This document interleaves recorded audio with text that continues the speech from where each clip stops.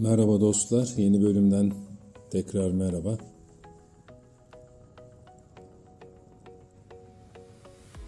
Latmos Dağı turumuzu tamamladık. 4 bölüm halinde yayınlandı. Umarım keyif almışsınızdır. Artık kamp yerimizden ayrılıyoruz. 3 gün süren keyifli bir kamp oldu. Güzel oldu. Bu doğal güzellikleri tekrar görmeyi hayal edeceğiz artık.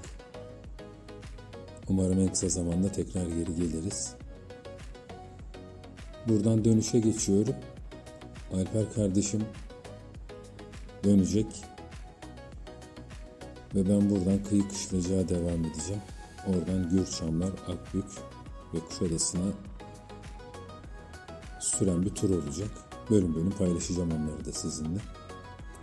Kıyı Kışlacık yoluna ayrıldım. Milas'a gelmeden Sakarkaya ayrımının oralardan ayrılınıyor Kıyı Kışlacık. Hava güzel. Biraz rüzgar var. Rüzgar oluşundan dolayı drone çekimi yapamayacağım. Aslında çok güzel çekim alınacak yerler var. Artık bir dahaki sefere. Çok şirin güzel köylerden geçiyorum. Köyler güzel ve sakin. Herkes selam veriyor, çay içmeye davet ediyor ama gün kısa yetişemeyeceğim. O yüzden duramıyorum hiçbir yerde. Ama bir dahaki seferde muhakkak ziyaret edeceğim o dostları da.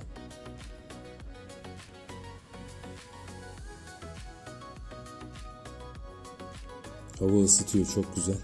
Isınınca da sürüş keyifli oluyor. Her yer zeytin ağaçları görüyorsunuz. Ova Kışlacık var. Ova Kışlacık'tan geçtik az önce. Orada tarım yapılıyor ama zeytin olmazsa olmazımız Ege'de, biliyorsunuz. Bodrum Havalimanı'nın üst tarafından geçen bir yol burası. Yakın bir zamanda burada orman yangını olmuştu. Hemen kontrol altına alındı. Çok büyük zarar vermeden. Ormancılar burada kesim yapıyorlar. Ara ara da yolu trafiğe kapatıyorlar güvenlik açısından. Canım ormanlarımız böyle yanıp gidiyor işte. Ama bıkmadan usanmadan camdan sigara, pet şişe, bilimin plastik atıkları bizim milletimiz, insanımız atıyor. Enteresan bir şey. Evet, düz gitseydik Gürçamlara gidecektik. Sola döndük, Kıyı Kışlacık'a ayrıldık. Burasına köylüler saat kulesine benzediği için Yalnız Kule adını takmışlar. Ama Roma anıt mezarıymış orası. Tek bir şey bırakılmamış, tahrip edilmiş. Hatta birçok taşları da ev yapılırken alınmış. Evet, İassos.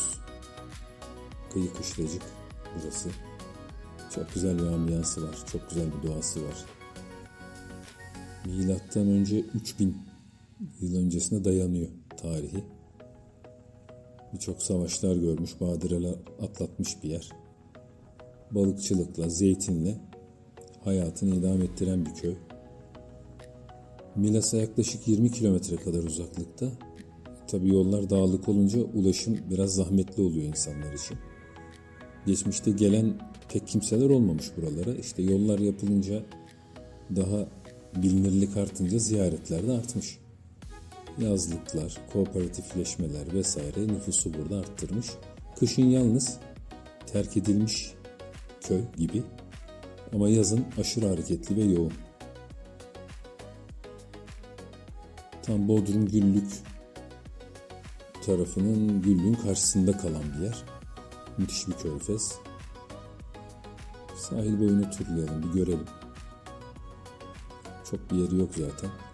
Bir de Zeytinlikuyu tarafı var. Yanlış hatırlamıyorsam. Orası daha çok sayfiye yeri, turistik yer ama plaj, otel, pansiyon, restoran ağırlıklı. Oranın yolu şu anda çok bozuk olduğu için oraya girmeyeceğim.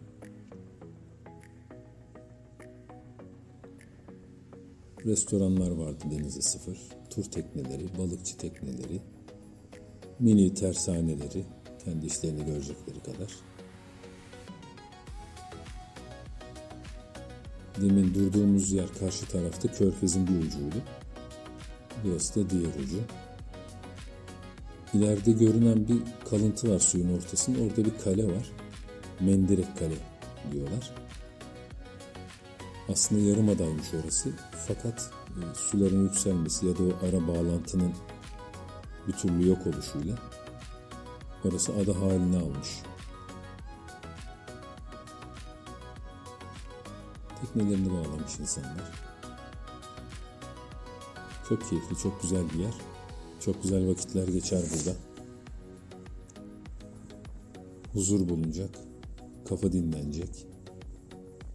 Düşüncelerde aradığınızı bulma adına çok uygun bir yer. Kamp yapılacak birçok yer de var. Otel pansiyonları da var. Halkı da çok iyi. Misafirperver, iyi niyetli. Manzara müthiş. İzlediğiniz için teşekkürler dostlar. Kanala destek vermeyi ihmal etmeyelim. Ancak öyle büyüyebiliyoruz. Abone olup, beğenip, yorum yapıp paylaşırsanız demeden geçmeyelim. Çok mutlu oluruz. Kendinize çok çok iyi bakın. Mutluluk, sağlık her zaman sizinle olsun. Görüşmek dileğiyle.